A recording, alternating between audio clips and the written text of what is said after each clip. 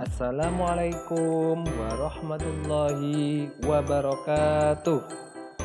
Selamat pagi anak-anak. Bagaimana kabarnya hari ini? Semoga kita semua selalu diberikan kesehatan, taufik dan hidayah oleh Allah Subhanahu wa Ta'ala.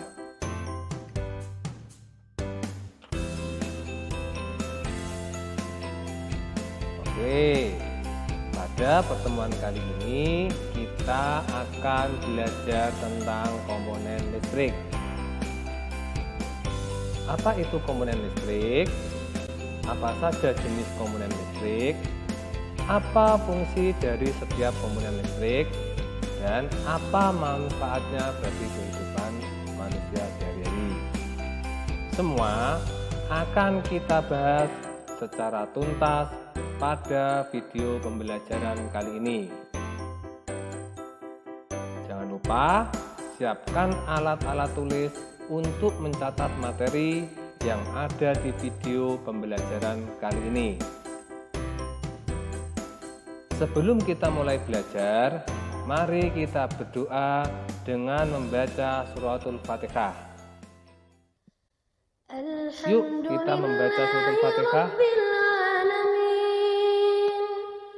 Ar-Rahmanir-Rahim Maliki Yawmiddin Iyyaka na'budu wa iyyaka nasta'in Ihdinas siratal mustaqim Siratal ladzina an'amta 'alaihim ghairil maghdubi 'alaihim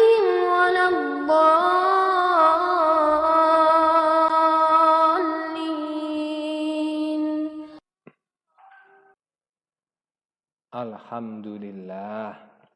Semoga dengan bacaan Al-Fatihah tadi, apa yang kita pelajari nanti menjadi ilmu yang bermanfaat untuk bekal hidup kita.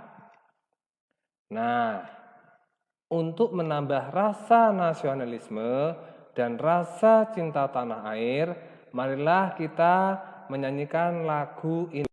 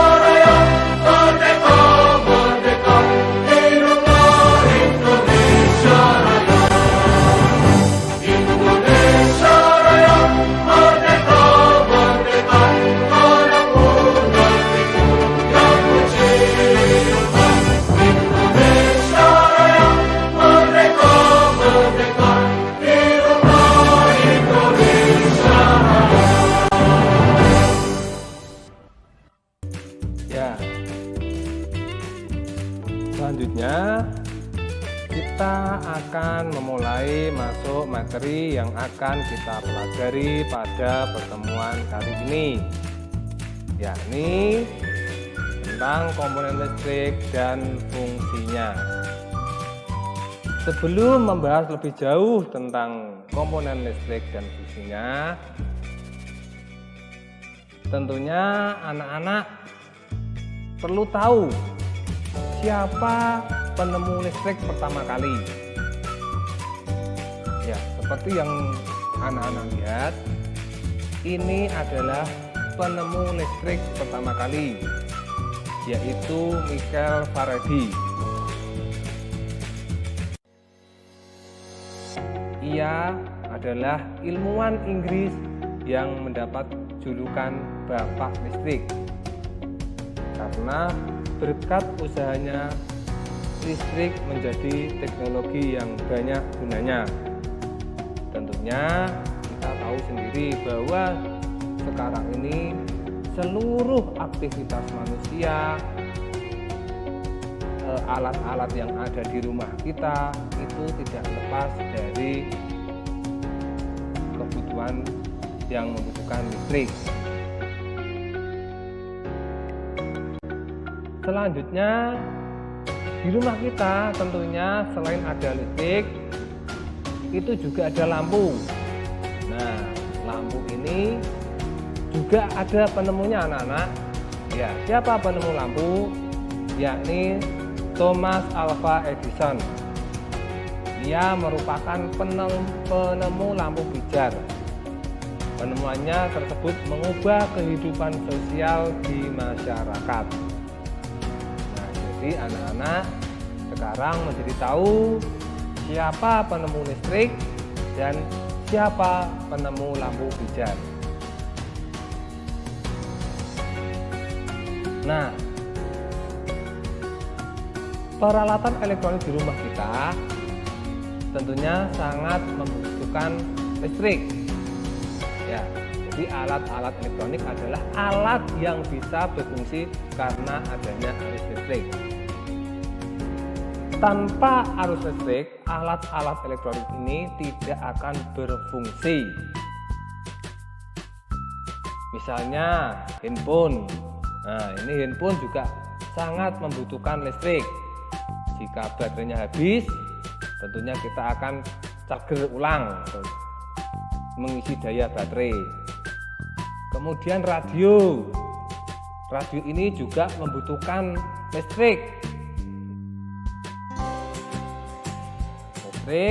yang bersumber dari baterai juga bisa sebagai sumber energinya.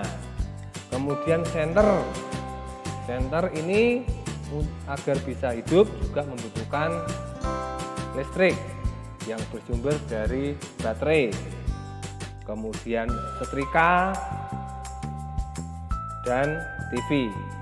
Ini adalah contoh-contoh beberapa elektronik yang ada di rumah kita yang bisa berfungsi karena menggunakan listrik.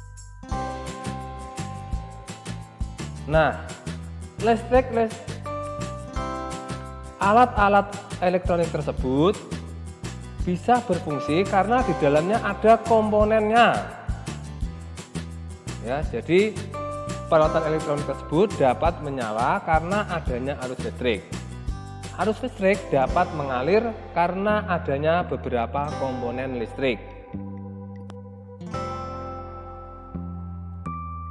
Nah, apa itu komponen listrik?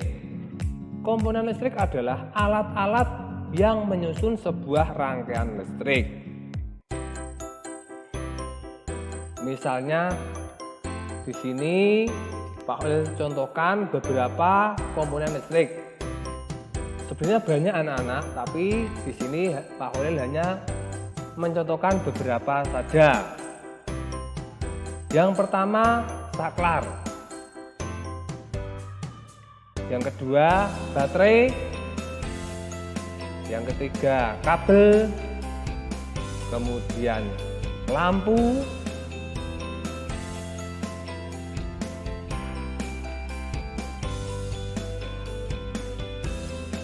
Dudukan lampu atau fitting, stop kontak, steker atau colokan listrik.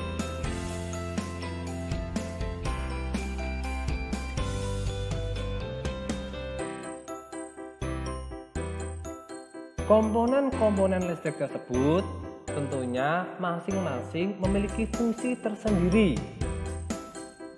Dari mulai saklar, baterai, lampu, kabel, kemudian stop kontak, dudukan lampu atau fitting, steker, atau colokan listrik, itu semua ada fungsinya. Nah, kita akan bahas fungsi dari komponen listrik tersebut. Yang pertama, saklar. Saklar ini berfungsi sebagai alat yang dapat menyambung dan memutus arus listrik. Saklar jenisnya banyak anak-anak, yang seperti Pak Guru tampilkan ini, saklar yang ditempel pada dinding, baik tembok maupun kayu. Ada juga jenis saklar gantung. Jadi saklar ini tidak menempel, jadi saklarnya menggantung. Sehingga dengan adanya saklar ini, kita mudah ketika mau menghidupkan atau mematikan lampu. Kemudian batu baterai. Batu baterai ini berfungsi sebagai sumber energi listrik. Batu baterai banyak sekali jenisnya. Ada batu ABC, yang mereknya ABC itu, ada yang bermerek batu alkalin, dan masih banyak lagi.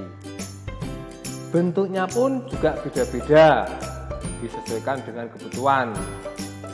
Ada yang ukuran besar, sedang, kecil, seperti yang di remote itu, remote TV. Ada yang lebih kecil lagi, yang biasanya dipasang di jam tangan atau mungkin kalkulator. Itu biasanya menggunakan baterai yang berbentuk pipih. Itu semua adalah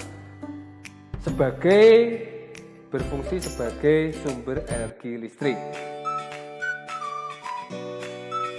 Kelemahan pada baterai ini, jika energi yang tersimpan pada baterai sudah habis, maka baterai tersebut harus diganti.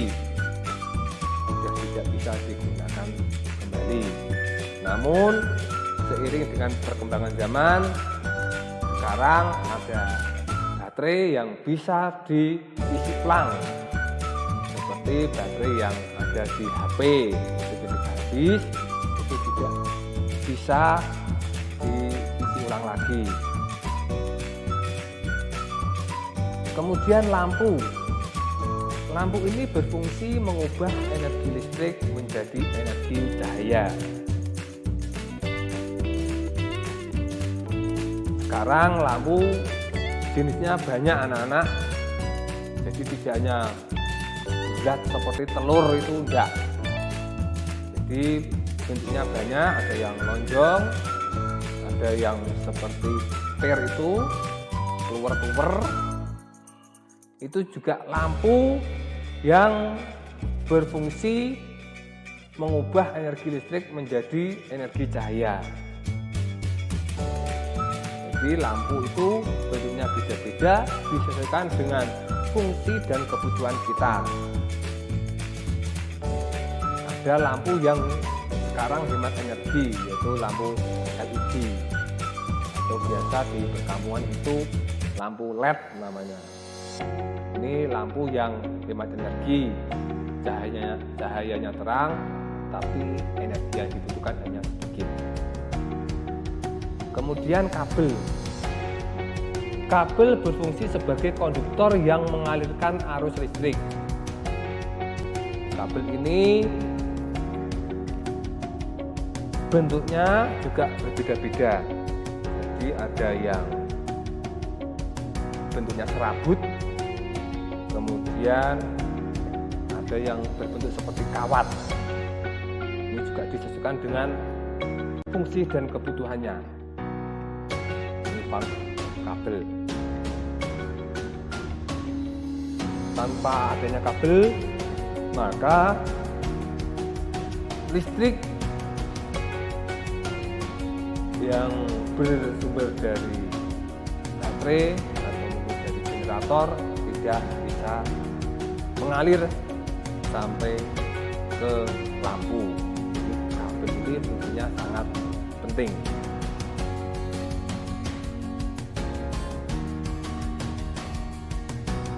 Kemudian ada dudukan lampu atau fitting lampu, yaitu suatu alat yang digunakan untuk memasang lampu dan menyambungkan ke kabel listrik sehingga lampu siap digunakan dengan rapi dan aman. Bentuk fitting lampu ini juga banyak sekali jenisnya, disesuaikan dengan kebutuhan kita. Sekarang bentuknya macam-macam, bagus-bagus, tapi intinya fungsinya sama, yaitu untuk memasang lampu dan menyambungkan ke kabel listrik sehingga lampu bisa digunakan dengan rapi dan aman. Fitting ini ada yang jenisnya ditempel di atap atau di langit-langit rumah, ada juga yang menggantung, jadi disesuaikan dengan kebutuhan kita. Kemudian stop kontak. Stop kontak ini berfungsi menjadi alat pemutus ketika terjadi kontak di antara arus negatif, positif, dan grounding dalam instalasi listrik. Ini stop kontak. Di rumah kita pasti banyak. Jadi ketika kita mau menyetrika, ini juga pasti membutuhkan stop kontak. Karena dengan stop kontak ini akan memudahkan kita untuk mengambil sumber listrik.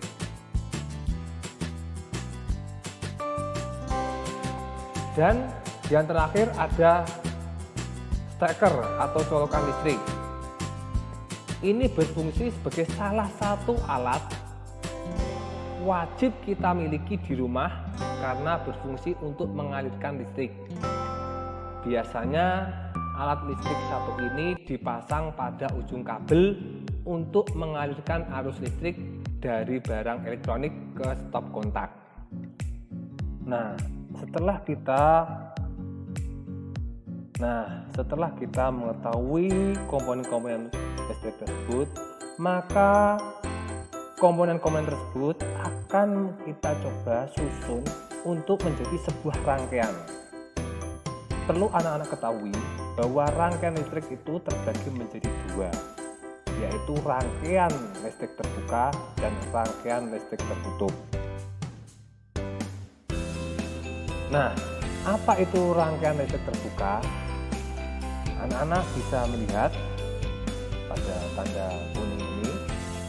Rangkaian listrik terbuka merupakan suatu rangkaian listrik di mana arus listrik tidak dapat mengalir dalam rangkaian karena ada bagian yang tidak terhubung atau dihubungkan dengan komponen pemutus arus seperti saklar. Anak-anak bisa lihat pada bagian yang diberi tanda kuning ini bahwa di sini ada kabel yang terputus atau terbuka. Ini tandanya rangkaian tersebut adalah rangkaian terbuka. Arus listrik tidak bisa mengalir sampai menuju ke lampu. Sehingga hal ini menyebabkan lampu padam atau tidak bisa menyala. Kemudian rangkaian listrik tertutup. Pada rangkaian ini, rangkaian tertutup adalah rangkaian yang dapat mengalirkan arus listrik sehingga lampu dapat menyala.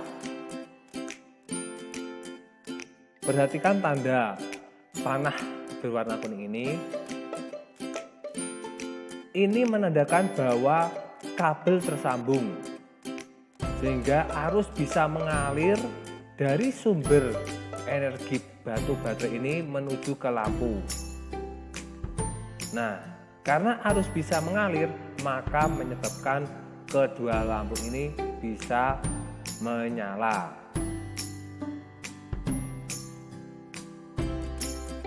Nah, Demikianlah penjelasan untuk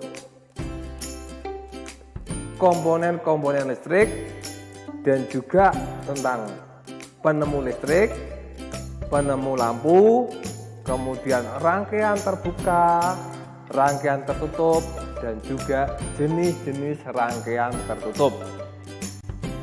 Setelah kita mempelajari materi-materi tersebut, maka saatnya kita melakukan evaluasi apakah materi-materi tersebut sudah kita kuasai atau belum. Di sini Pak Holil sudah menyiapkan beberapa soal yang akan kita gunakan untuk melakukan evaluasi pembelajaran yang sudah kita laksanakan tadi. Alat untuk memutus arus listrik dinamakan A. Saklar, B. Sekring, C. Fitting lampu, D. Konduktor.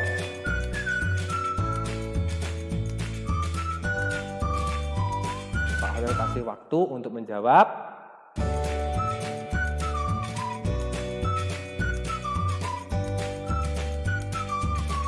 Jawabannya A. Saklar.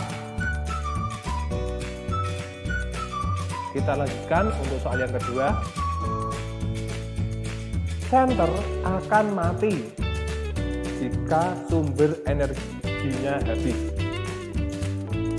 Komponen penyedia energi pada lampu senter adalah A. Aki, B. Dinamo, C. Kabel, D. Baterai. Silakan dijawab.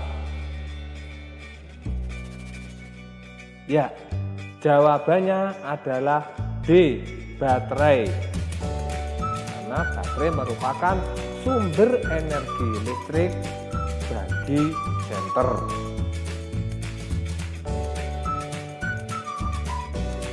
Kita lanjutkan soal yang ketiga.